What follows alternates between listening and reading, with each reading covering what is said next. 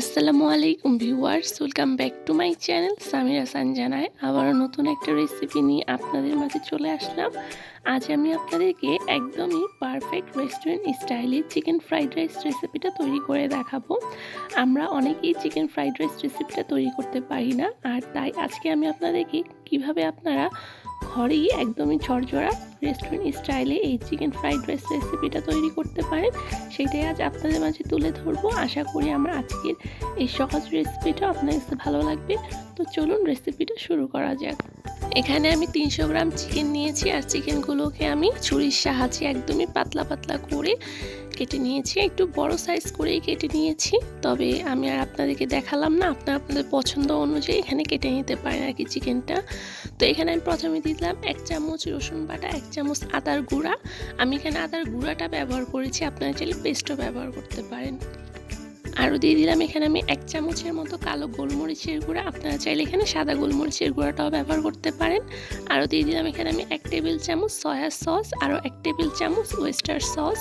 তবে এখানে লবণটা একটু বুঝে দিতে হবে, কারণ সয়া সসে কিন্তু লবণ থাকে। আরও দিয়ে দিলাম পরিমাণ মতো লবণ। এখন এই সবগুলো উপকরণকে ভালোভাবে চিকেনের সাথে মিক্সড করে নিতে হবে। আমি এখানে চামচ দিয়ে মিক্সড করতেছি, আপনারা চাইলে হাতেও মিক্সড করে নিতে পারেন। আর মিক্সড করা হয়ে গেলে এটাকে আমি 30 মিনিটের মতো রেস্টে রেখে দিব, অর্থাৎ ম্যারিনেটে ফিরে আসছি 30 মিনিট পর। আর এখানে আপনারা চাইলে লাল মরিচের গুঁড়া কিংবা টমেটো সসও ব্যবহার করতে পারেন, তবে আমি এখানে দুটো উপকরণই স্কিপ করলাম, কারণ আমি আরও একবার ট্রাই করেছিলাম, তো রাইসের যে পারফেক্ট যে কালারটা ওইটা আমি পাইনি। তো আমি রেসিপির লিঙ্কটা ডেসক্রিপশন বক্সে দিয়ে দিব, আপনারা চাইলে ওখান থেকে দেখে নিতে পারেন। তবে ওইটার টেস্টটা কোনো দিক দিয়ে কম ছিল না, খুবই ভালো একটা টেস্ট ছিল। শুধু আজকের কালারটা হচ্ছে রাইসে একটু সাদা থাকতেছে, আর ওই দিনে যে আমি লাল মরিচ এবং কি টমেটো সস দিয়ে রান্না করেছিলাম ওইটার কালারটা একটু লালচে হয়ে গেছিলো। তাই আমি আবার আপনাদের মাঝে নতুন করে রেসিপিটা শেয়ার করতেছি।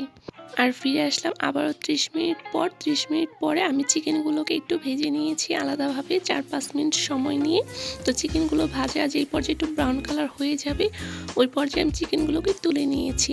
আর এখানে আমি সবজি নিয়েছি 4 পদে, আর পেঁয়াজ নিয়েছি, আর নিয়েছি রসুন কুচি, যেটা আমার রান্নার সময় লাগবে, তাই আমি এক ঝলক আপনাদেরকে ভেজিটেবলসগুলো দেখিয়ে নিলাম। আর এখানে আমি চলে আসলাম রান্নার জন্য। এখানে চুলায় একটা প্যান বসিয়ে দিয়েছি, আর এর মধ্যে আমি 200 গ্রাম বাটার দিয়ে দিয়েছি। অবশ্যই চেষ্টা করবেন ফ্রাইড রাইসটা বাটার দিয়ে রান্না করার জন্য, কারণ রেস্টুরেন্টে এটা কিন্তু বাটার দিয়েই রান্না করা হয়।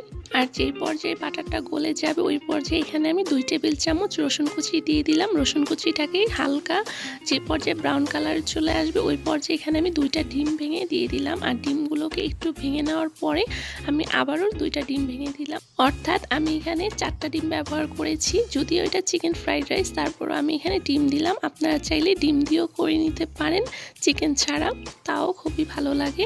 আর এখন এখানে আমি দিয়ে দিতেছি ডিমগুলো একটু নেড়ে চেড়ে নেওয়ার পরে সবজিগুলো।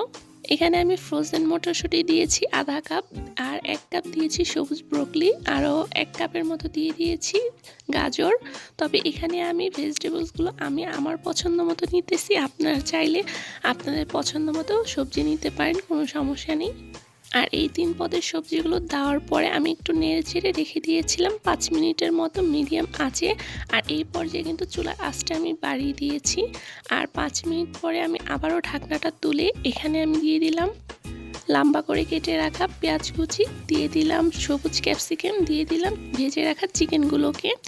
অর্থাৎ যেই সবজিগুলো একটু সিদ্ধ হতে সময় লাগে ওই সবজিগুলো আমি আগে দিয়ে 5 মিনিট রেখে দিয়েছিলাম মিডিয়াম আঁচে। আর এই পর্যায়ে হাই হিটে করে আমি বাকি উপকরণগুলো দিয়ে দিতেছি। তো এখানে আমি প্রথমে দিয়ে দিলাম 1 টেবিল চামচ চিনি, 1 চামচ দিয়ে দিলাম কালো গোলমরিচের গুঁড়া, আবার দিয়ে দিতেছি এখানে 2 টেবিল চামচ সয়া সস, আরও দিয়ে দেবো 1 টেবিল চামচ ওয়েস্টার সস। আর আপনারা চাইলে এখানে ফিশ সস কিংবা টমেটো সস ব্যবহার করতে পারেন, তবে আমি স্কিপ করলাম, কারণ আমি টমেটো সসের কারণটা আপনাকে আগেই বলে দিয়েছি। তবে এটা আপনার পছন্দের উপর নির্ভর করে। তো এখানে সবগুলো উপকরণ দেওয়ার পরে আমি আবারও রেখে দিতেছি 2 মিনিটের মতো। আর এই পর্যায়ে কিন্তু চুলার আঁচটা হাই হিটেই ছিল। তো এখন আমি এখানে দিয়ে দিতেছি আগে থাকতে ফুটিয়ে রাখা পোলার চাউলগুলো। আর এই রাইসটা কিভাবে রান্না করতে হয় তার একটা রেসিপি আমার চ্যানেলে দেওয়া আছে, আমি লিঙ্ক ডেসক্রিপশন বক্সে দিয়ে দিব। আমি চেয়েছিলাম এখানেই শেয়ার করার জন্য, কিন্তু ভিডিওটা দেখতেছি অনেক বেশি লম্বা হয়ে যাচ্ছে, তাই আমি এখানে শেয়ার করলাম না। তো এখন এখানে রাইসটা দেওয়ার পরে ভালোভাবে আবারও মিক্সড করে রেখে দিতেছি। 5 থেকে 8 মিনিটের মতো ফিরে আসছি ঠিক 8 মিনিট পরে। আর এই 8 মিনিটের মধ্যে কিন্তু মাঝে মাঝে নেড়ে দিতে হবে। তো এই তো তৈরি হয়ে গেল আমার একদমই ঝরঝরা চিকেন ফ্রাইড রাইস, একদমই রেস্টুরেন্ট স্টাইলে। আশা করি আমার আজকে এই রেসিপিটা আপনার কাছে ভালো লেগেছে। আর আপনারা চাইলে এভাবেও প্লেট সাজিয়ে নিতে পারেন। আমি এখানে প্লেট সাজিয়েছি চিকেন চাপ এবং কি চিকেন ভেজিটেবলস রেসিপি, সাথে আছে সালাদ। আমার চ্যানেলে চিকেন ভেজিটেবলস রেসিপিটা এবং কি চিকেন চাপ রেসিপিটাও আছে, আমি লিঙ্ক ডেসক্রিপশন বক্সে দিয়ে দিব, আপনারা ওখান থেকে দেখে নিতে পারেন। তো আজ এখানেই বিদায় নিচ্ছি।